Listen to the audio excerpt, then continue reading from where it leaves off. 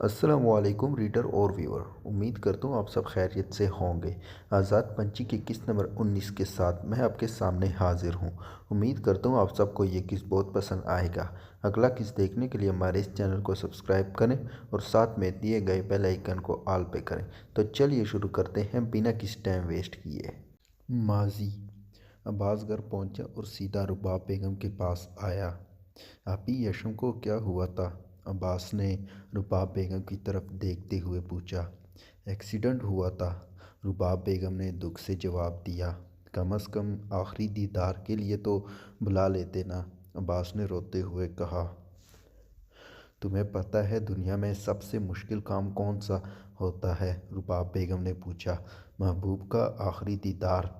और दाढ़े मारकर रोने लग गई। आपी मैंने आपसे कभी कुछ नहीं मांगा, कभी भी कुछ नहीं, सिर्फ यशम मांगी थी। उसकी तो हिफाजत कर लेती मेरे लिए, अब्बास ने रोते हुए कहा। मैंने बहुत ख्याल रखा, हमेशा यशम को बेटी समझा, उसकी हर ज़रूरत का ख्याल रखा। मैं बस यशम को मौत से ना बचा सकी, रुबाब बेगम ने रोते हुए कहा। अभी आपने कहा था डिग्री ले आपने कहा था डिग्री ले आओ। यशम तुम्हारी है, क्यों आज वो मेरी नहीं है? अब्बास ने रोते हुए कहा। अब्बास मैं बहुत तकलीफ़ में हूँ, मुझे और तकलीफ़ ना दो, रुबाब बेगम ने रोते हुए कहा। तो अब्बास दूसरे रूम में चला गया और सिकंदर लॉन्च में बैठ गया। सुनान और फातिमा की शादी को 5 साल हो चुके थे, लेकिन कोई औलाद नहीं हो रही थी।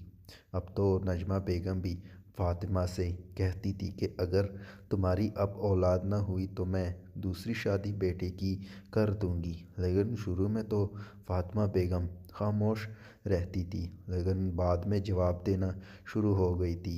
घर का माहौल रोज़ाना ख़राब होता। सुनान ना माँ का साथ देता ना फातिमा का, उसे तो यशम का गम खा रहा था। सुनान घर मौजूद था कि नजमा बेगम शुरू हुई।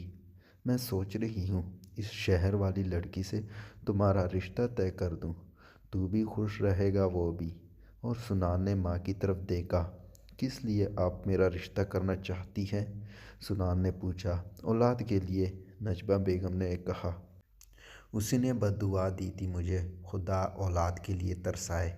देखे माँ लग गई, मेरी औलाद नहीं हुई। नजमा और फातिमा ने मुंह पर हाथ रखा। वो डाइन मुझे मिले मैं उसको मार दूंगी, फातिमा बेगम ने कहा। मरे हुए को और नहीं मारा जाता, दुआ करना मेरी बख्शिश हो जाए। माफ़ी से पहले मामला खुदा तक चला गया है, सुनान ने रोते हुए कहा। बहुत मिन्नतों और मुरादों से जन्नत सुनान लोगों के घर पैदा हुई। सुनान जन्नत के बहुत करीब हो गया। वो हमेशा जन्नत को छुपा कर रखता था। 5वें तक जन्नत की तैयारी भी घर में ही की। पता नहीं वो किससे जन्नत को छुपा रहा था, लेकिन जिससे छुपा रहे थे उस शख्स ने एक पल के लिए इनके ऊपर से नज़र नहीं हटाई थी। सिकंदर शाह उसी दिन बड़ा हो गया था। वो बहुत कम उम्र में बिजनेस में आ गया और गुस्सा उसकी तबीयत का एक हिस्सा बनता जा रहा था। रुबाब बेगम ने दानिश शाह की वफ़ात के बाद सिकंदर को ख़ुद से दूर कर दिया। सिकंदर ने जब इंटरमीडिएट कर लिया, उसने अलहदा अपना पोर्शन बना लिया, क्योंकि उस घर में हर जगह यशम की यादें थी और वो रह नहीं पाता था। अब्बास वो मुल्क छोड़कर ऐसा गया कि पलटकर किसी की खबर ना मिली। जिस दिन जन्नत पैदा हुई, जन्नत की पैदाइश की इतनी खुशी सुनान को न थी जितनी सिकंदर को थी। और सिकंदर ने जन्नत के बड़े होने का इंतज़ार किया, और जब वो 16 साल की हुई अपने मुलाजमों के साथ आम घर वाला बनकर रिश्ता मांगने गया। सुनान मान गया और शादी हो गई। जन्नत की रुखसती के वक्त सिकंदर शाह ने सुनान को गिफ्ट दिया। जब जन्नत को सिकंदर ले गया तो सुनान ने वो गिफ्ट खोला, जिसमें सिकंदर और यशम की पिक्स थी और लिखा था, जिस तरह से यशम ने मौत को गले लगाया है, वैसे ही तुम्हारी बेटी को मारूंगा। सुनान बहुत डर गया और वो रुबाब बेगम के पास आया। तब से रुबाब बेगम को जन्नत से नफ़रत हुई और जन्नत ने अपने बाप का किया भुगता।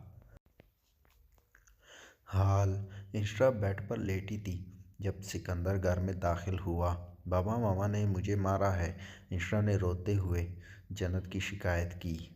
बाबा की जान क्यों मारा बाबा की जान क्यों मारा है, सिकंदर ने इंशु को चूमते हुए कहा। मुझे बोला नूडल्स दूंगी, लेकिन नूडल्स की जगह जप्पड़ दी, इंशु ने सूसू करते हुए कहा। मुझे लगता है जन्नत हद से बढ़ रही है, अब उसे कंट्रोल करना पड़ेगा। मेरे बच्चे को मारती है, सिकंदर ने इंशरा को गले लगाते हुए कहा। आप अभी मारो, इंशु ने सूसू करते हुए कहा। जान अभी कैसे मारूं, मुझे बताओ, अभी तो मामा किचन में है। मैं बुला आती हूँ, इंशरा ने कहा। नहीं, मैं रात को सज़ा दूंगा, सिकंदर ने कुछ सोचकर कहा। पक्का बाबा, ज़ोर ज़ोर से मारना, मुझे बहुत दर्द हुआ, इंशु ने कहा। पक्का मेरी ज़िंदगी, सिकंदर ने कहा। मैं बाबा दादू पास सो जाऊं मैं बाबा दादू पास सो जाऊं, इंशरा ने सिकंदर को देखते हुए पूछा।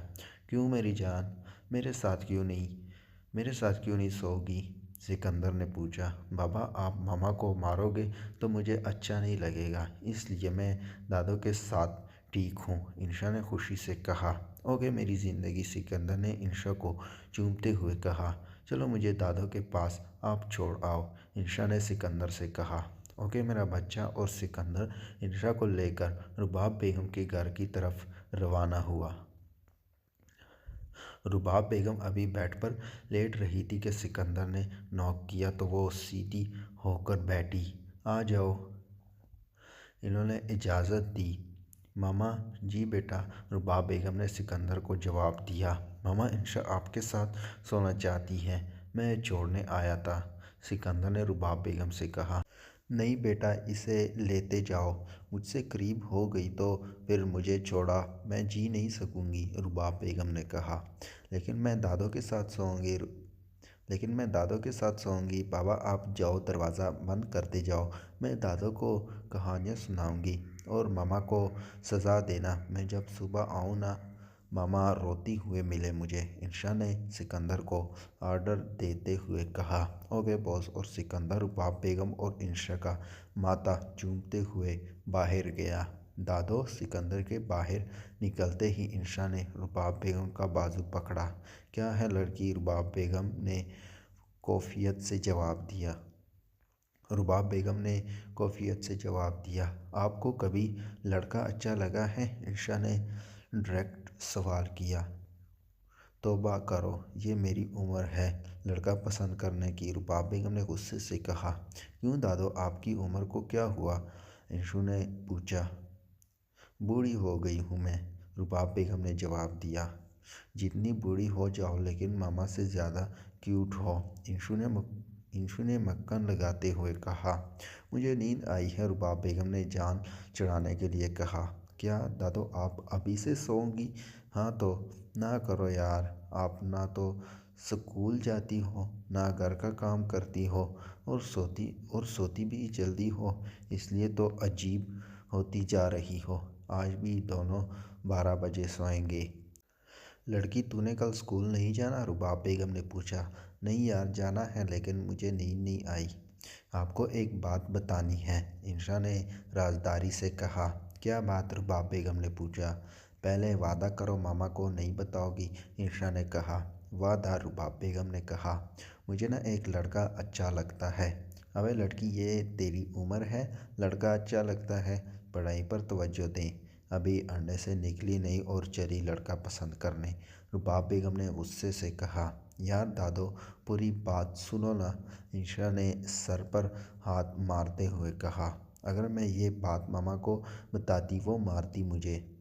आप पर यकीन था, आप मेरा भरोसा करोगी, मारोगी नहीं, इसलिए मैंने आपको बताया, लेकिन ये क्या, आपने बेइज्जती कर दी। अच्छा आगे बोलो, ज़्यादा मक्खन ना लगाओ, रुबाब बेगम ने कहा। दादो, मैं बता रही हूँ, मुझे ना एक लड़का पसंद है, बहुत प्यारा है, आपके बेटे से ज़्यादा प्यारा है। मुझे वो अच्छा लगता है। अब मैं उससे शादी कर लूँ? बड़ी हो जा, फिर करती हूँ तेरी शादी। दादो करना उम्र से ही, ये ना हो किसी प्रेम बख्श से कर दो। कल बताती हूँ तेरे बाप को सब। दादो ना बताना, मैंने सिर्फ आपको बताया है। वो अच्छा लगता है, ये ना हो बाबा उसे मारे और मेरा स्कूल चेंज कर दे। और इंशा ने रुबाब बेगम के गाल चूमे और उनके बाजू में सो गई। जन्नत फारिग होकर जब रूम में आई तो सिकंदर शाह अकेला सोया हुआ था। इंशा किधर है? जन्नत ने इधर उधर देखते हुए पूछा। वो अपनी दादी के पास है। तुमने उसे क्यों मारा था? सिकंदर ने सवाल के बदले सवाल पूछा। तंग कर दी है, जन्नत ने जवाब दिया। वो जितना तंग करती हो उसे ना मारा करो, सिकंदर ने गुस्से से कहा। ओके, नहीं मारूंगी। और जन्नत बेड पर एक साइड पर लेट गई तो सिकंदर उस पर हैवी हो गया। तुम्हें पता है इंशा दादो के पास क्यों गई है? क्यों गई है? जन्नत ने पूछा। ताकि मैं उसकी माँ को आराम से पेंशन कर सकूं। दोनों बाप बेटी पागल हो, जन्नत ने गुस्से से कहा। हाँ हाँ हाँ, सिकंदर हंसने लगा। आज तुम बचोगी नहीं, सिकंदर ने कहा। कितने बेशर्म हो। और सिकंदर जन्नत पर हावी हो गया और रात कतरा कतरा बरसने लगी। इंशा सुबह उठकर सीधी घर आई, लेकिन अभी तक जन्नत और सिकंदर बाहर नहीं आए थे। तो इंशा ने दरवाज़ा खटखटाया तो जन्नत उठी और अपना हौलिया ठीक किया और दरवाज़ा खोला। अब अभी तक नहीं उठी और गौर से जन्नत के मुंह को देखने लगी। इंशा, तुम तैयार हो जाओ, मैं फ़्रेश होकर नाश्ता बनाती हूँ। ओके, कहकर इंशा अपने रूम में चली गई। जन्नत नाश्ता बनाने किचन में चली गई और इंशा सिकंदर के गोद में आ गई। आपने बोला था मामा को मारोगे, लेकिन मामा तो ज़्यादा खुश लग रही है। मारा नहीं था क्या?